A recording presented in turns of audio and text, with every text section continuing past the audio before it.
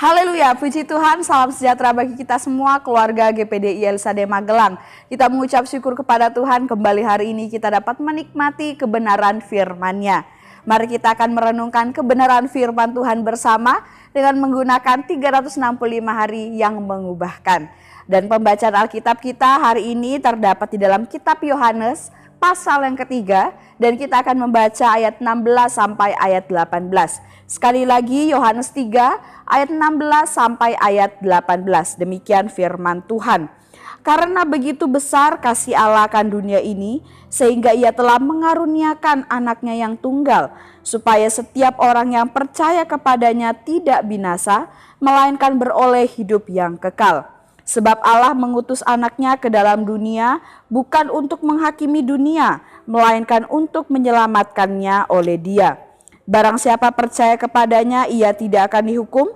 Barang siapa tidak percaya, ia telah berada di bawah hukuman. Sebab ia tidak percaya dalam nama anak tunggal Allah. Puji Tuhan, Bapak Ibu yang diberkati oleh Tuhan, mari kita akan bersama-sama mempelajari ayat firman Tuhan ini, tentunya juga dengan menggunakan OIA. Ya, mari kita terima pesan dan berkat Tuhan melalui renungan 79 kita hari ini.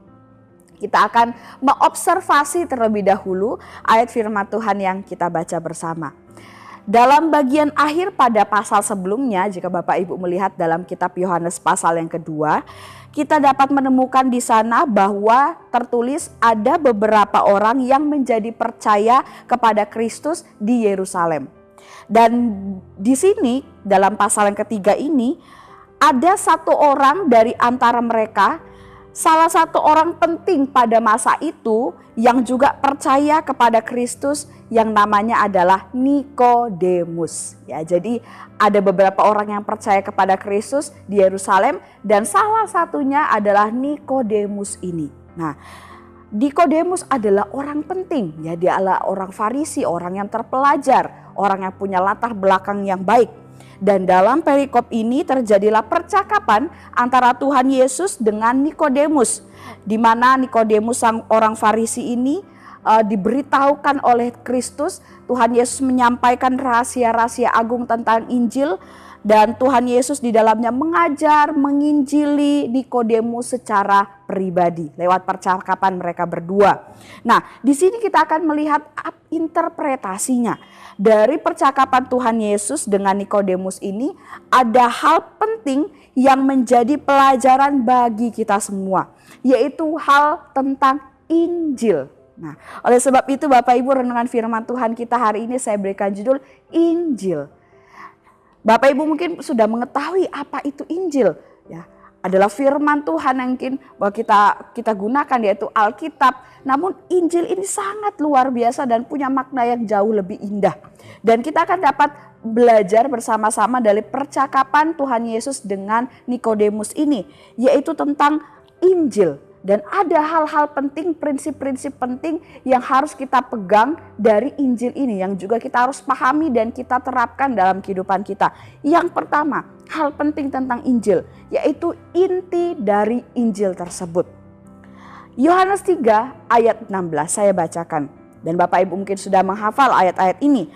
Karena begitu besar kasih Allah akan dunia ini, sehingga Ia telah mengaruniakan anaknya yang tunggal, supaya setiap orang yang percaya kepadanya tidak binasa, melainkan beroleh hidup yang kekal. Inti atau isi utama, ya, atau garis besar atau makna terpenting yang terkandung di dalam Injil adalah satu, yaitu keselamatan hanya di dalam Yesus Kristus.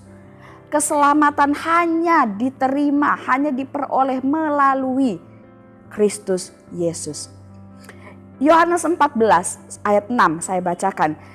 Kata Yesus kepadanya, "Akulah jalan dan kebenaran dan hidup. Tidak ada seorang pun yang datang kepada Bapa kalau tidak melalui Aku."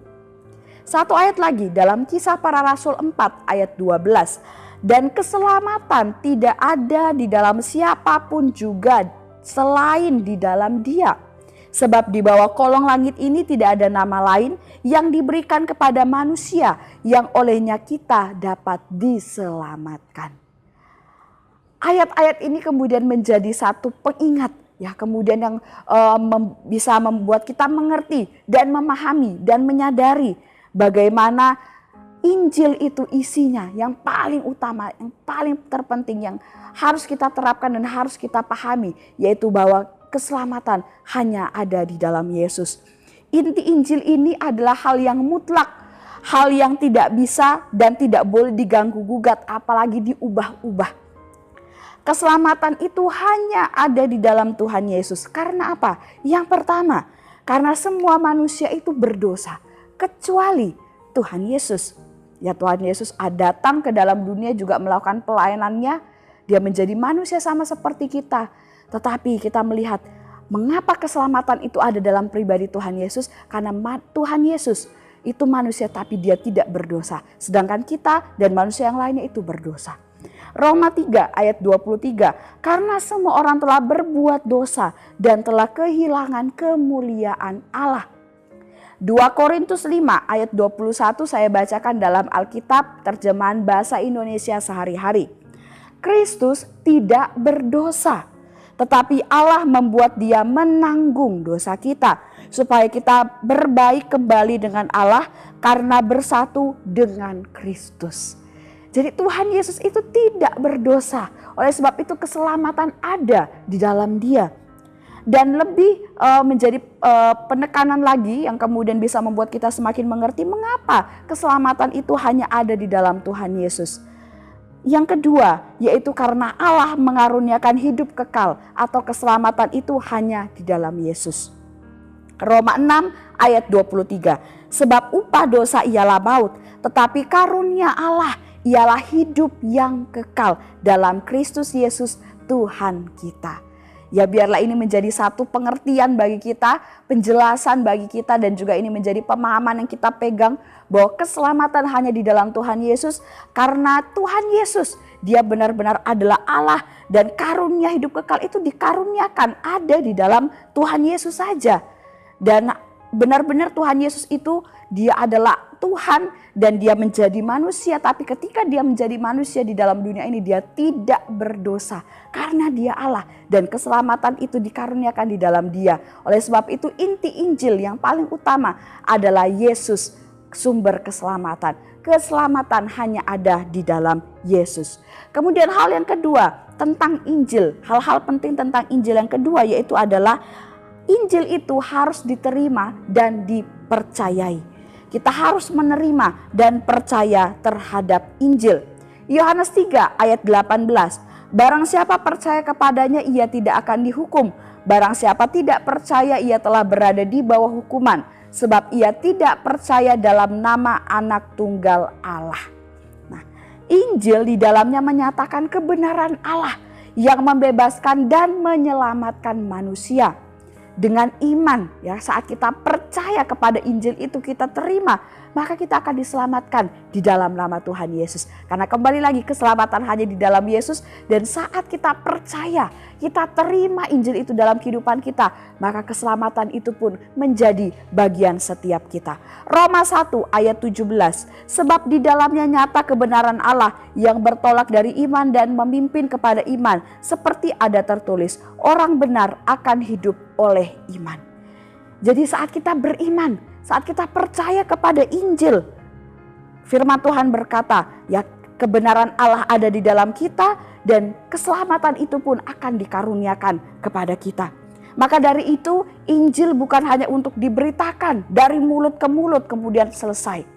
Tetapi ketika kita sudah mendengarkan Injil, ketika kita sudah diajarkan tentang Injil dan kita sudah mengetahuinya, mari kita mau terima Injil itu, kemudian kita percayai dan kita lakukan, kita yakini, kita pegang teguh dalam kehidupan kita bahwa Injil itu adalah Allah dan di dalam Injil itu ada jaminan keselamatan karena keselamatan hanya di dalam Tuhan Yesus. Dan aplikasinya apa Bapak Ibu? Apa yang harus kita lakukan atau apa respon kita yang tepat terhadap Injil itu? Tentunya kita harus mendengarkan Kita harus merenungkan atau mempelajari dan melakukan Injil itu di dalam kehidupan kita. Dengarkan Injil, ya entah itu melalui khotbah atau melalui renungan, sharing di dalam Grow, atau renungan dalam bentuk tayangan ataupun tulisan. Kemudian renungkan atau pelajari melalui program OIA, kita belajar tentang Injil. Kemudian mungkin saat Grow dan juga kita bisa belajar mandiri. Dan kemudian lakukan dalam kehidupan kita sehari-hari, dalam aktivitas kita terapkan Injil. Ya, kita tanamkan dalam diri kita bahwa sumber keselamatan hanya di dalam Yesus. Oleh sebab itu saya mau melayani Yesus. Saya mau hidup saya berkenan di hadapan Yesus. Saya mau dekat dengan Yesus karena dialah sumber keselamatan satu-satunya. Puji Tuhan, Tuhan Yesus memberkati kita semuanya. Biarlah renungan ini menjadi kekuatan dan berkat bagi Bapak Ibu sekalian. Terima kasih bagi Bapak Ibu yang telah mengikuti renungan 79. Bagi Bapak Ibu saudara-saudari yang ingin didoakan untuk pokok doa tertentu, menceritakan kesaksian, baik mujizat kesembuhan, pemulihan masalah keluarga dan lain-lain, dapat disalurkan melalui chat WhatsApp di nomor 0813 2742 0088. Mari kita akan mengakhiri renungan ini dengan berdoa. Segala puji syukur, hormat, kemuliaan bagi nama-Mu Tuhan. Kami mengucap syukur buat kebenaran firman-Mu yang kami terima hari ini, yang semakin mengingatkan kami untuk kami memegang teguh Injil dalam kehidupan kami. Kami mau mempercayai bahwa hanya Yesus sumber keselamatan, dan keselamatan itu hanya ada di dalam Tuhan Yesus. Tuhan, Kau berkati setiap jemaat yang ada di GPD LSAD Magelang. Biarlah hidup kami semakin hari semakin cinta Tuhan dan semakin setia melayani Tuhan.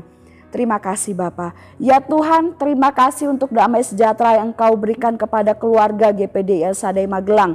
Tolong kami untuk tidak gelisah dan gentar. Terima kasih Tuhan, kami aminkan dan kami terima firman-Mu dengan penuh sukacita. Dalam nama Yesus, haleluya, amin.